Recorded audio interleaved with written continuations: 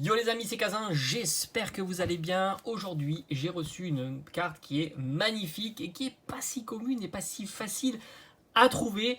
Alors c'est pas des cartes qui habituellement je collectionne en priorité, parce que c'est vrai que je collectionne plutôt les Pokémon en priorité plutôt que les cartes dresseurs. Là on est sur une carte dresseur, mais franchement je regardais un petit peu les sites d'annonces et je suis tombé un petit peu par hasard sur cette carte là.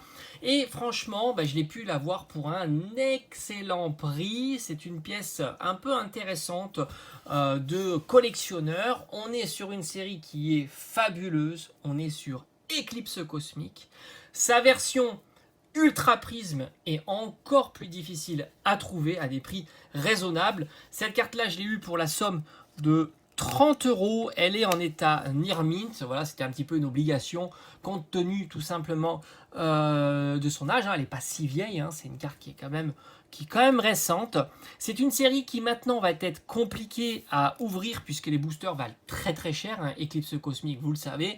Oh, je ne sais pas exactement, mais les displays, ça ne m'étonnerait pas que ça vaut au moins entre 1000 et 2000 €. Je donne une fourchette assez large pour évidemment pas me planter. C'est évidemment une display qui coûte cher, mais qui est beaucoup plus intéressante à ouvrir que du comment ça s'appelle, du XY quelconque, parce que tu verras que les XY quelconque, c'est compliqué d'avoir de belles cartes. Et dans Éclipse Cosmique, il y a des cartes qui sont magnifiques. On va pas faire durer le suspense plus longtemps. Regardez l'état de la carte quand même. C'est du très très très beau. Elle est magnifique et c'est pleine puissance de Lily. La carte est dans un état incroyable, magnifique. Et je l'ai eu pour la somme de 30 €, frais de port inclus. Autant te dire que pour une carte comme ça à 30 €, c'est plutôt pas facile. Alors c'est compliqué d'estimer une carte comme ça, mais comme je vous avais dit dans mes différentes vidéos, les cartes dresseurs ont tendance à se cracher.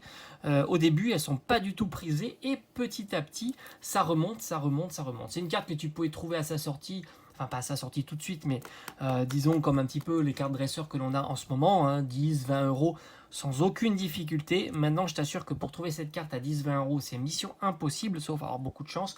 Déjà là, j'ai eu pas mal de chance pour 30 €. Après, je sais que la tendance, elle n'est pas, cette carte-là n'est pas une priorité pour beaucoup de collectionneurs, sachant qu'en plus les prix sont plutôt bas.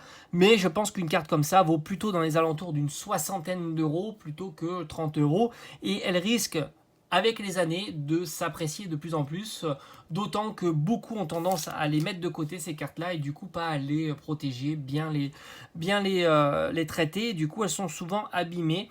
En tous les cas, je pense pas que c'est une carte qui soit facile à trouver et qui à l'avenir sera de plus en plus difficile à trouver. Je vous avais dit, les cartes dresseurs, on a tendance à les sous-estimer beaucoup. On peut faire de très très bonnes affaires des cartes dresseurs. Il y a des cartes dresseurs alternatives pour moins de 10 €, c'est juste fou.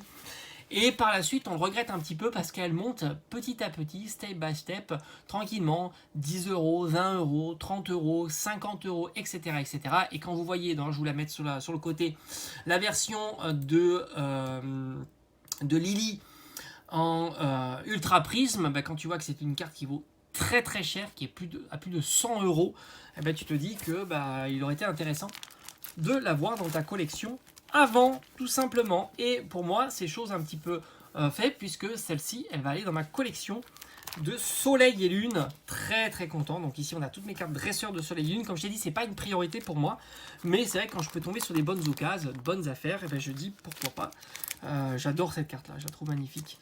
Il y a des cartes quand même dresseurs qui sont vraiment belles. Regardez-moi cette-ci comme elle est incroyable. Elsa Mina, je trouve qu'elle est en forme d'arc comme ça, superbe. Bon, je ne vous dis pas Cynthia, qui est une masterclass aussi. Mais c'est ça qui est fou, c'est qu'on a tendance à avoir ces prix-là. D'ailleurs, Cynthia, je crois que Zénith Suprême, elle avait bien descendu. Puis je crois qu'elle est en train de remonter petit à petit. Mais ça ne me surprend pas du tout. Voilà. Et pourtant, en plus, c'est une alternative. Elle est incroyable. Elle a un effet de brillance juste incroyable. Regardez-moi ça. Magnifique. Peut-être qu'un jour, j'aurai l'Ultra Prisme. Si j'arrive à la trouver à bon prix, je dis pourquoi pas d'avoir un jour l'Ultra Prisme, parce qu'elles sont vraiment magnifiques.